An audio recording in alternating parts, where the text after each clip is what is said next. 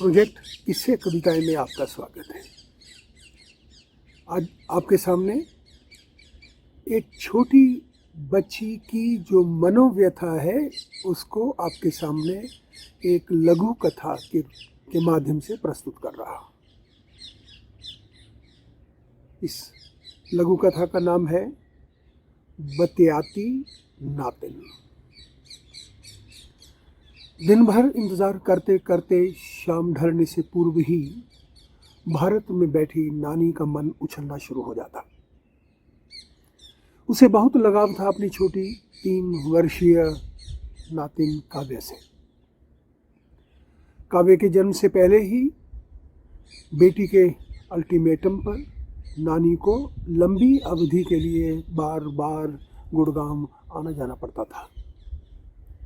जन्म लेने के बाद भी बेटी फारिग नहीं कर पाई थी माँ को, यानी काव्या की नानी को।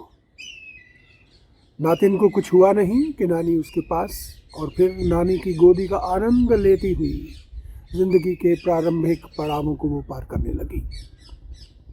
अद्भुत संबंध स्थापित हो गया था उन दोनों का एक दूसरे के साथ। समय का चक्र किस तेजी से दौड़ता है आदमी सोच भी नहीं पाता। शुचि सुमीत चल दिए लंदन की ओर। सबसे अधिक परेशान थी तो नानी। 2 साल की नातिन को अभी एहसास न था कि आगे क्या होने वाला है। उसके लिए यूके और गुड़गांव में अभी कोई खास अंतर न था। लंदन शिफ्ट हो जाने के बाद सभी के कुछ एक दिन कष्ट भरे रहे, क्योंकि एक दूसरे से ठीक से बात ना हो पा रही थी। अतः दोनों ओर थोड़ी परेशानी स्पष्ट देखी जा सकती थी। जीवन चक्र फिर तेजी से दौड़ने लगा। सुविधाएं सहेजी जाने लगीं। एक दिन बेटी ने कहा कि स्काइप की व्यवस्था हो गई है। अब हम एक दूसरे के सामने बैठे जैसे ऐसे बातचीत कर सकते हैं। हम पहली बार स्काइप कर रहे थे। अलग प्रकार का परिवेश तैयार हो चुका था दोनों ओर। लगभग 15 दिनों के अंतराल के बाद हम सभी एक दूसरे को देख पा रहे थे। नानी की आंखों से आद्या काव्या को देखते ही आंसू छलक पड़े थे। काव्य के हाव भाव देखने वाले थे। टूटे फूटे शब्दों का प्रयोग करती वह नानी से बातचीत करने में व्यस्त हो गई। स्काइप छोड़ पाना अब असंभव हो गया था उसके लिए। आद्या व शुचि समेत भी एक नए संसार की संरचना की ओर बढ़ रहे थे। तभी एक दिन रात के 11 बजे थे। लंदन से बेटी शुचि स्काइप पर बात करना चाह रही थी। जानते हो क्या समय हुआ है अब? मैंने कहा था।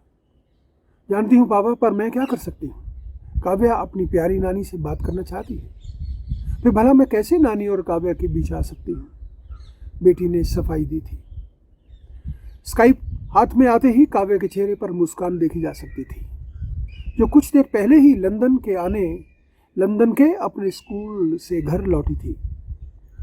उसके मन में कुछ तो खास था जो वो अपनी नानी को बताना चाहती थी। बेटी ने काव्या को बताना चाहा था शायद नानी सो रही है। भला काव्या इसे कैसे पचा पा लेती? जब उसके सोने का समय नहीं हुआ है तो भला नानी कैसे सो सकती है? मैं काव्या से बात करने लगा, परंतु उसकी रट जारी थी। वाई नानी स्लीपी? नो नानी, नो स्लीपिंग। उसकी आवाज में नाराजगी थी, थोड़ी तलखी भी। मैं कुछ और बोलता है उससे पहले ही सो चुकी नानी काव्या का नाम सुनते ही उठ बैठी। भूल गई वह कि लंबी चौड़ी वॉक के बाद उसकी टांगें अकड़ गई थी आज। और फिर प्यारी नातिन से बतियाने के लिए नानी पूरी तरह तैयार हो गई थी।